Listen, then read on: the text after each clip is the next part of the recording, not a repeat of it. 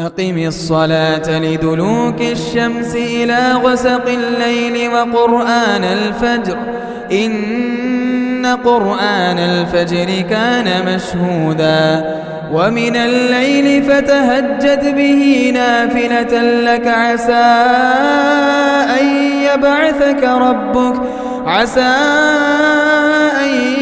يبعثك ربك مقاما محمودا.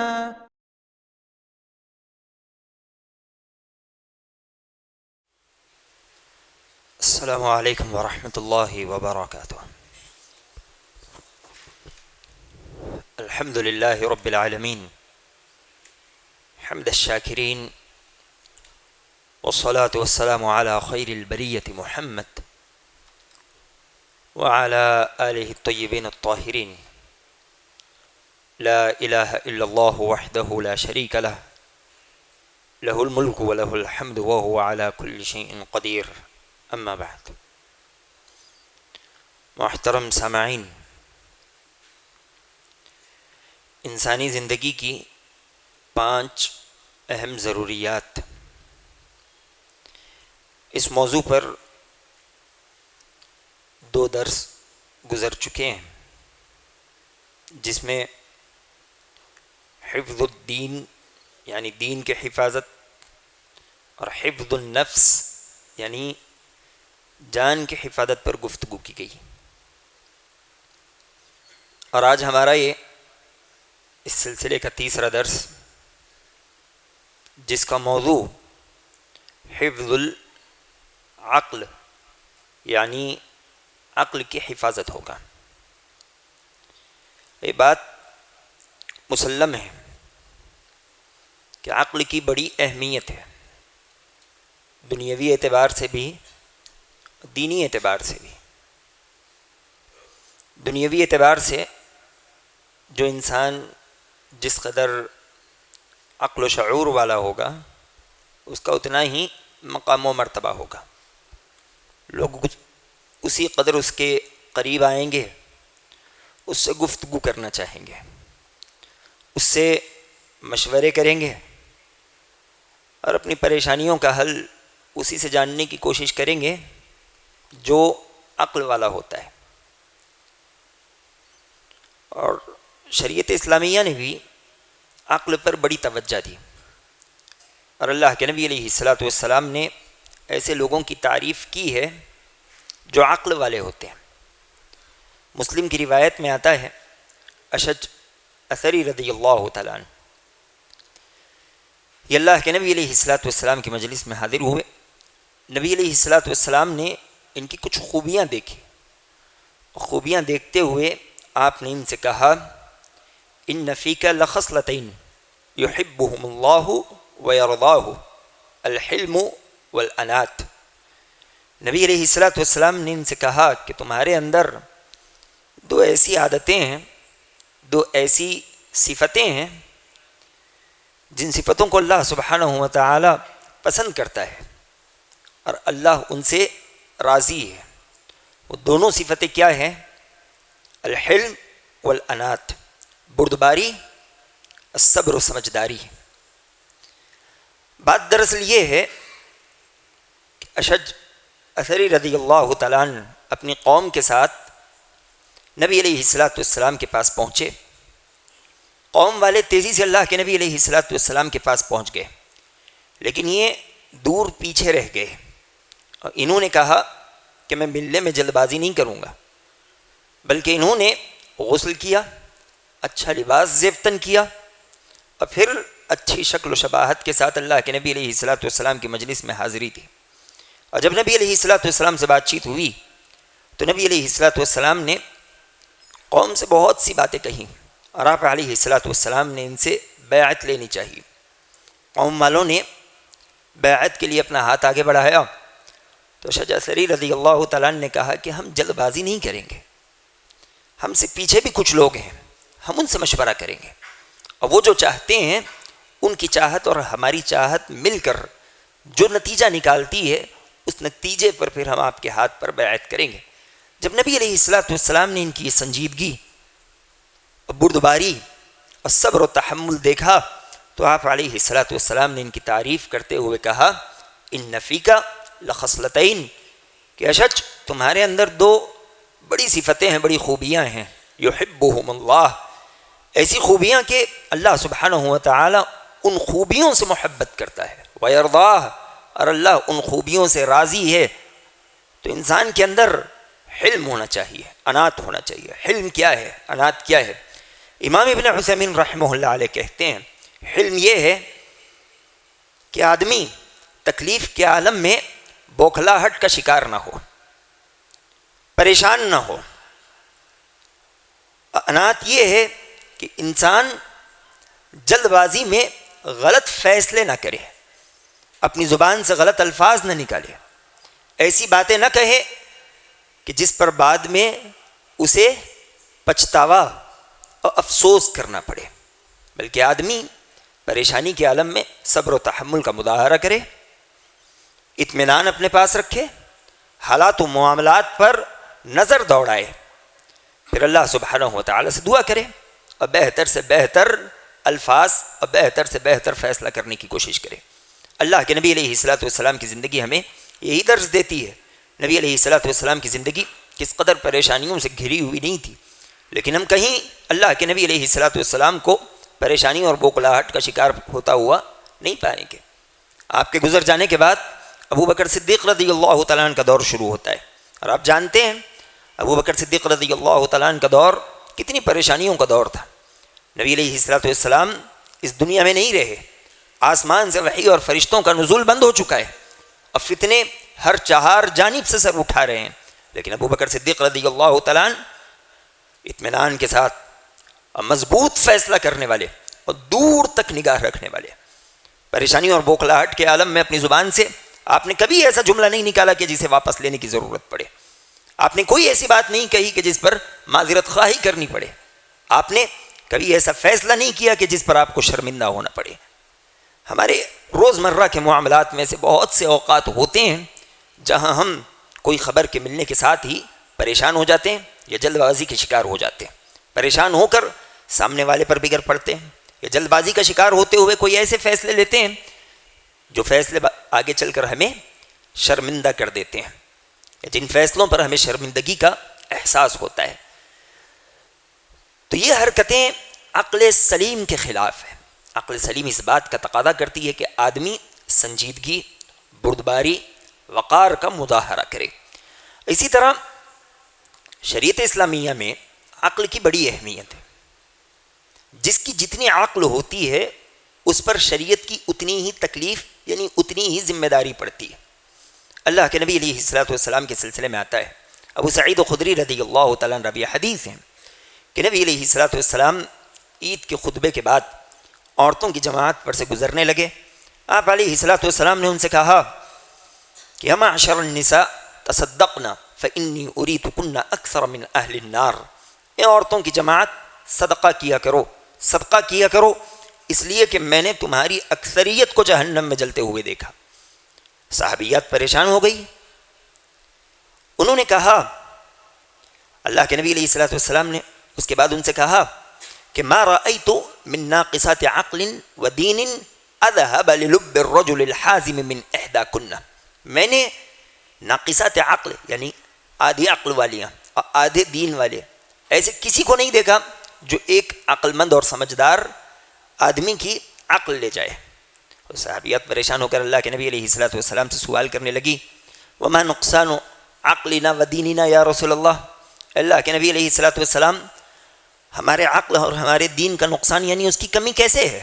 نبی علیہ الصلاۃ والسلام نے کہا، الیس شہادت المرأۃ نصف شہادت الرجل، کیا آدمی کی گواہی مرد کی گواہی سے آدھی نہیں ہے؟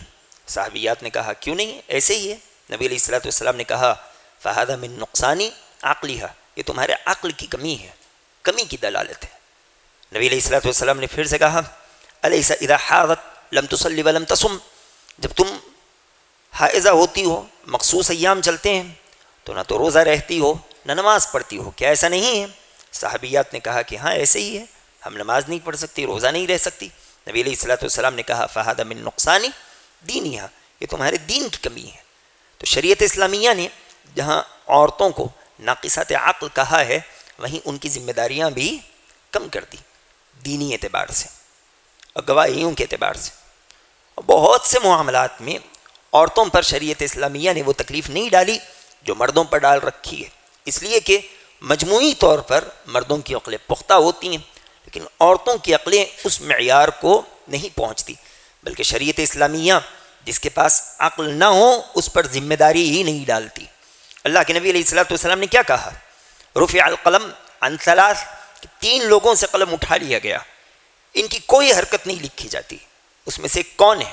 آپ علیہ الصلوۃ والسلام نے کہا عن المجنون حتی یعقل، ایسا دیوانہ انسان جسے کسی بات کی سمجھ نہ ہو، اس انسان کی کوئی چیز لکھی نہیں جاتی. کب تک؟ حتی یعقل، یہاں تک کہ اسے سمجھداری نہ آ جائے، وہ باتیں سمجھنے نہ لگ جائے. تو عقل کی بڑی اہمیت ہے، بلکہ عقل انسانوں اور جانوروں کے درمیان فرق کرتی ہے. اللہ کے نبی علیہ الصلوۃ والسلام نے کہا، ابو ہریرہ رضی اللہ تعالیٰ عنہ روی حدیث ہے، کرم المرء دینہ ومروءتہ عقلہ وحسبہ خلقہ.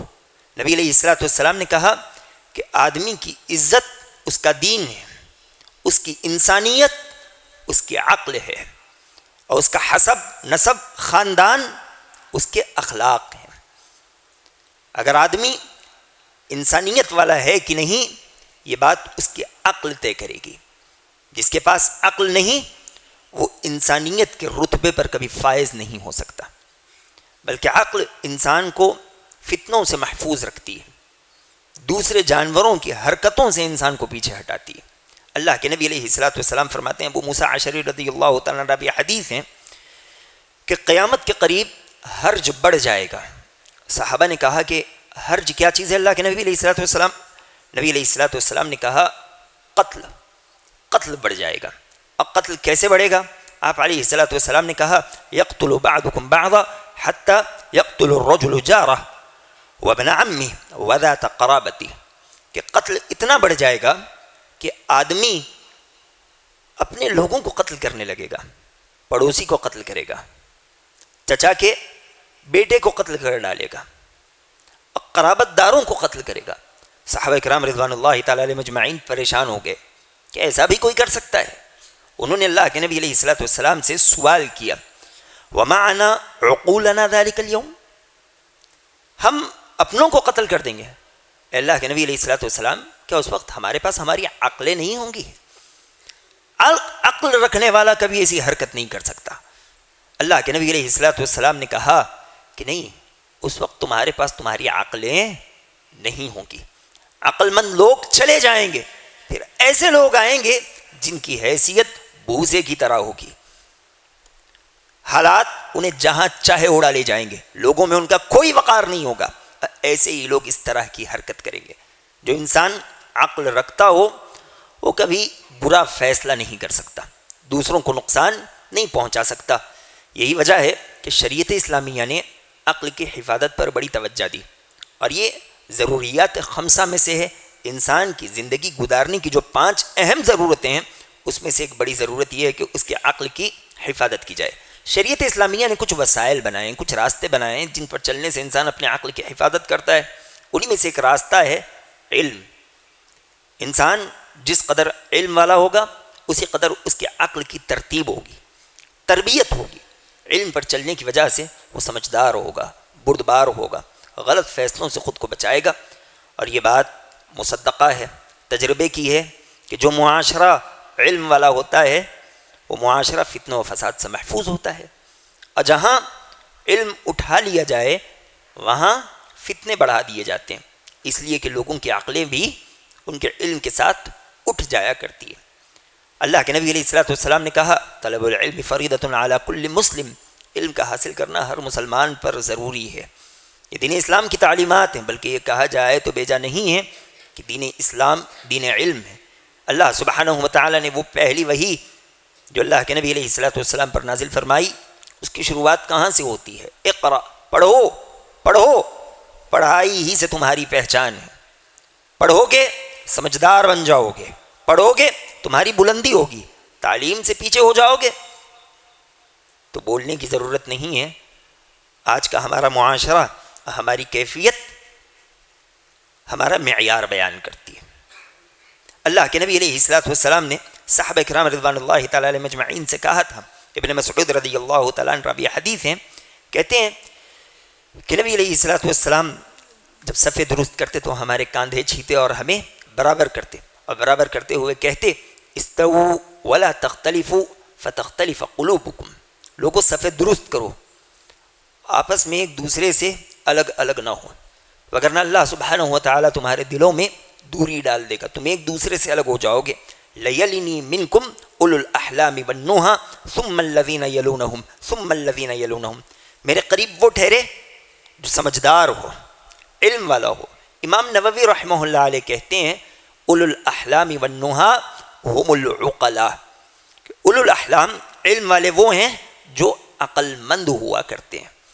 اللہ کے نبی علیہ الصلوۃ والسلام نے عقل مندوں کو اپنے قریب کیا. عمر رضی اللہ تعالیٰ عنہ بھی یہی کرتے تھے، جو جس قدر سمجھدار ہوتا اسے اپنی مجلس میں وہی جگہ دیتے، اور سمجھدار لوگوں کو اپنے مشیروں میں داخل کرتے، ان سے مشورے لیتے. صحابہ کرام رضوان اللہ تعالیٰ علیہ مجمعین کے پاس عقل کی بڑی اہمیت تھی. دوسرے جو رتبے ہوتے وہ بات کے ہوتے کہ آدمی کتنا پیسے والا ہے، کتنے اونچے مرتبے والا ہے، کتنے اونچے خاندان والا ہے، سب بات کی باتیں ہیں. سمجھدار ہے کہ نہیں ہے، عقل والا ہے کہ نہیں ہے تو اس کا استعمال کیا جائے گا. دین اسلام کو مضبوط کرنے کے لیے اس سے مشورے لیے جائیں گے. عقل والا نہیں ہے تو پھر اس کا نمبر بعد میں آئے گا. شریعت اسلامیہ نے دوسرا راستہ یہ بنایا عقل کی حفاظت کے لیے کہ اس نے تمام نشہ آور چیزوں کو حرام کر دیا، اس لیے کہ نشہ آور چیزیں انسان کی عقل پر حاوی ہو جاتی ہیں، اسے انسانیت کے رتبے سے گراتے ہوئے جانوروں میں داخل کر دیتی ہے، بلکہ جانوروں سے بھی بدتر بنا دیتی ہے. اللہ سبحانہ و تعالیٰ نے کہا انما الخمر والمیسر والانصاب والازلام رجس من عمل الشیطان. اللہ سبحانہ و تعالیٰ نے شراب کو شیطان کے تیروں میں سے ایک تیر کہا. مفسرین اس آیت کی تفسیر میں لکھتے ہیں کہ اللہ سبحانہ و تعالیٰ نے اس آیت میں جو شراب کو حرام کیا ہے، اس آیت کے 20 سے زائد مدلولات ہے جو شراب کی حرمت پر دلالت کرتے ہیں. کسی نے عباس بن مرداس سے کہا کہ آپ دور جاہلیت کی بات ہے کہ شراب کیوں نہیں پیتے؟ شراب پینے سے جرت بڑھ جاتی ہے، آدمی ہمت والا ہو جاتا ہے.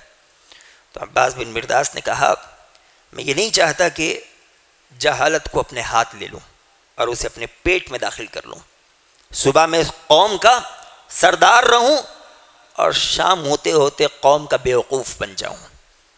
آدمی سردار ہوتا ہے لیکن نشہ آور چیز جب اس کے حلق کے نیچے اترتی ہے تو بیوقوفوں کا سردار ہو جاتا ہے، جانوروں سے بدتر ہو جاتا ہے.